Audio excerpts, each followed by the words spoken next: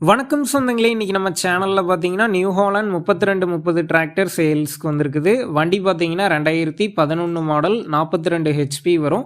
4000 மணி நேரம் ஓடி இருக்கு. சிங்கிள் ஓனர் வண்டிங்க. Normal steering, oil brake, single clutch ஆப்ஷனோட அவைலபிளாக இருக்குது.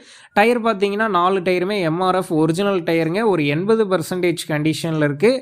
எக்ஸ்ட்ரா ஃபிட்டிங்ஸில் பம்பரும் ஹூக் பெட்டும் இருக்குதுங்க. வண்டிக்கு ரீபெயிண்ட் பண்ணியிருக்கிறாங்க. நம்ம சேனலில் உங்களுடைய விவசாய கருவிகளை சேல் பண்ணணும்னு நினச்சிங்கன்னா நம்ம சேனல் அபவுட் பேஜில் என்னுடைய கான்டாக்ட் நம்பர் இருக்குது.